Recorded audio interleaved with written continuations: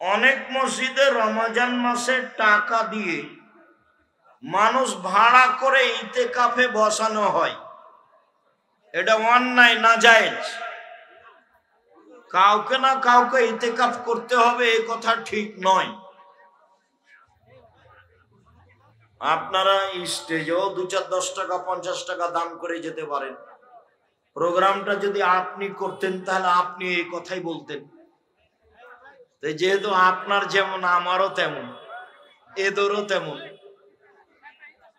কাজে মাথায় রাখবেন সহযোগিতা করাটা। ফরজ গোসলের আগে কিছু খাওয়া যাবে কি? খান, অজু করে খাবেন। গতকাল জুমার বক্তব্য ছিল, ফরজ গোসলের আগে খেতে চাইলে অজু করতে হবে, ঘুমাতে চাইলে অজু করতে হবে। গতকালকে জুমার বক্তব্য ছিল অজু ভঙ্গের কারণ ও অজু। তাতে এসেছে ফরজ গোসল না করে খেতে চাইলে অজু করতে হবে, অজু না করতে পারলে তায়াম্মুম করতে হবে। ফরজ গোসল না করে ঘুমাতে চাইলে অজু করতে হবে, অজু না করতে পারলে তায়াম্মুম করতে হবে। কিয়ামত হওয়ার আগের লক্ষণ সমূহ কি?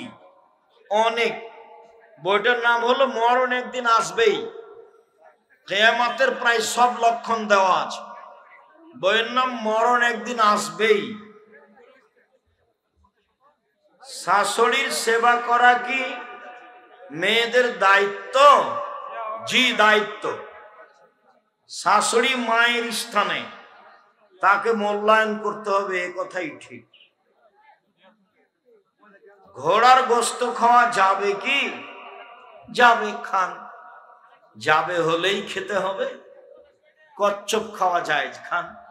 কাঁকড়া খাওয়া জায়েজ, খান। কুচে মাছ খাওয়া জায়েজ, খান। পানিতে যা আছে সব হালাল, যা আছে শোষু টসু, যা আছে ঘেড়ালার, যা আছে কুমির, সব জায়েজ হলেই খেতে হবে। ঘোড়া এদেশে খাওয়া প্রথা নেই, জবে করতে হবে না। ঘোড়া হালাল প্রাণীর অন্তর্ভুক্ত।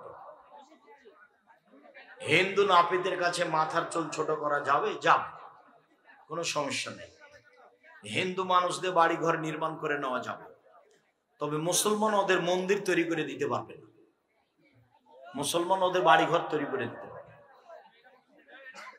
এক ব্যক্তি মসজিদের জমি অক্ষ করে দেয়, আবার যখন সে মারা যায় মসজিদের অক্ষ করা জমিতে কবর দেওয়া হয়।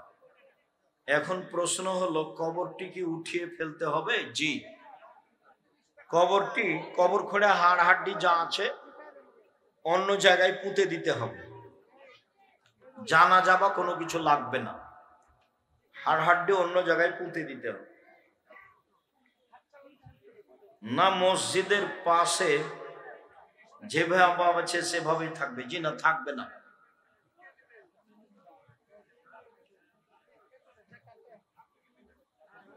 অক্ফের জমি না হলে, নিজের জমি হলে মসজিদ এবং ওই কবরের মাঝে প্রাচীর দিয়ে দিতে হবে। আসসালামু আলাইকুম রহমতুল্লাহ। শায়েখ, মসজিদের ভিতরে আজান দেওয়া যাবে কি? আজান মানুষকে শোনানো, আজান দেওয়া সুন্নাত বাহিরে উঁচু জায়গা থেকে। বাহিরে উঁচু জায়গা না থাকলে যেখানে সুবিধা আজান দিবে, সমস্যা নেই।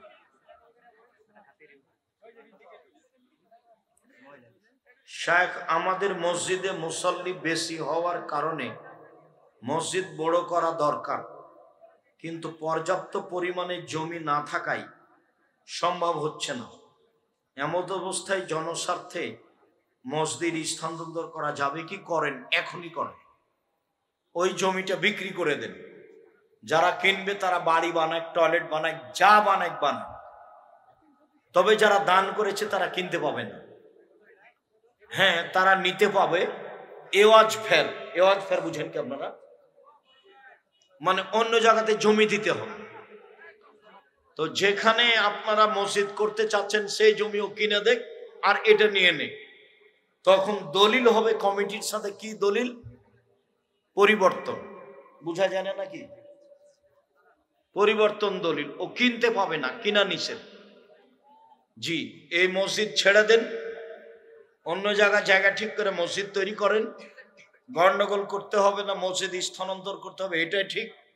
এই জমি বিক্রি করে দেন, নইলে জমিতে বাড়ি তৈরি করে ভাড়া দেন। যেটা কমিটি সুন্দর মনে করবে সেটা করবে, সেটাই জায়েজ। শায়েখ, মোবাইল থেকে কি এটা ইমার্জেন্সি ব্যালেন্স নিলে যে টাকা 2 টাকা করে কেটে নেওয়া হয়, সেই টাকা কি সুদ হবে? এর ফাংশনই আসলে কঠিন। এই যেসব পাপ মানুষকে চতুর্দিক থেকে ঘিরে ধরে, মোবাইল ফাংশন তার একটা এমন করা আছে যে আপনি তাৎক্ষণিক ওই ব্যালেন্স নিতে আপনি বাধ্য। আর দিন যত যাবে মানুষ তত তাড়াহুড়া করে। এইভাবে কেটে নেওয়া সুদের অন্তর্ভুক্ত পড়ে না। তবে টাকা দিয়ে যে পরিমাণ দিল তার চেয়ে বেশি নিল, তাই না? যে পরিমাণ দিল তার চেয়ে বেশি নিল, সুদ। হুবাহু এটা নিলে সেটা হলো সুদ, এটাই সুদ। জুলুমও আছে, সুদও আছে। অজুর সময় জামাতের ডান হাতের কনিষ্ঠ আঙ্গুলে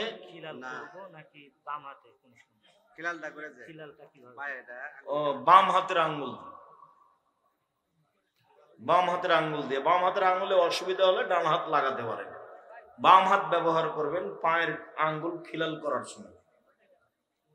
আমার বাড়ি রাস্তার সাথে, আমার বাড়ি রাস্তার সাথে কোরআন তেলাওয়াত কি মনে মনে পড়িব না জোরেই পড়ে? জোরে পড়েন, সমস্যা নেই। শায়েখ, প্রচলিত গণতন্ত্র হারাম হলে একজন আহলে হাদিস শায়েখ প্রচলিত নির্বাচনে অংশগ্রহণ করবে, এর জন্য আমাদের কটু কথার সম্মুখীন হতে হয়। এর জন্য করণীয় কি? ধৈর্য ধারণ করবা। খ্রিস্টান আব্রাহাম লিঙ্কনের কাল্পনিক পদ্ধতি রাসূলের পদ্ধতি হয় কি করে? মানুষ যদিও কোরআন মাজিদ খুলে দেখাচ্ছে, এ দেখেন আল্লাহ বলছে ভোট দিতে হবে, মানুষ দেখাচ্ছে, দেখায়। লন্ডনে ওই যে রানী কিছুদিন আগে মারা গেল, ওর নাম কি, যার পৃথিবীতে চলার কোনো লাগতো না, পাসপোর্ট রাখতো, এলিজাবেথের বাড়ির সামনে কয়েকজনের মূর্তি আছে। তার মধ্যে আব্রাহাম লিঙ্কনের আছে, আর আছে ভারতের ওই যে যারা স্বাধীনতা দেখিয়েছে, গান্ধী, মহাত্মা গান্ধী। মহাত্মা গান্ধী হলো ওদের পীর। মহাত্মা গান্ধীর মতো লোকের মূর্তি ওদের বাড়ির সামনে থাকবে কেন? কি এমন তার মানে সব কুট চালিয়েছে এই 750 বছর এদেশে যা করেছে মুসলমানেরা, স্বর্ণ সানি বাড়িঘর রূপা চাঁদা যা কিছু করেছে, ওরা এদেশে থেকেছে 190 বছর, সব নিয়ে গেছে ব্রিটিশরা। ওদের বাড়ির সামনে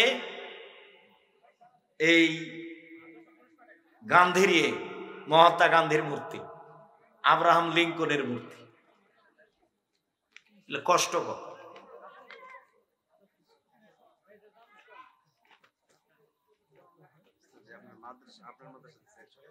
আচ্ছা, জাযাকুমুল্লাহ। সিলেকশন আর ইলেকশন, ওমর বলেছেন সিলেকশন। ওমর বললেন, এই তোমরা 6 জন মিলে পরামর্শ করে নেতা নির্বাচন করবা, এর নাম হলো সিলেকশন। আর ইলেকশন মিলে সবাই একটা রাখালকে নেতা করবে, সবাই মিলে একটা মুচি মেথরকে কি করবে? আচ্ছা আচ্ছা, জাযাকুমুল্লাহ খাইর, আল্লাহুম্মা সাল্লি আলা বারিক আলাইহি। এই প্রতিষ্ঠান ছোট হলেও ক্ষুদ্র দৃষ্টিতে দেখবেন না, অবশ্যই একে যার যতটুকু সম্ভব সহযোগিতা করবেন। জামিয়া সালাফের জন্য দোয়া করেন। বাংলাদেশের সর্ববৃহৎ শিক্ষা মানে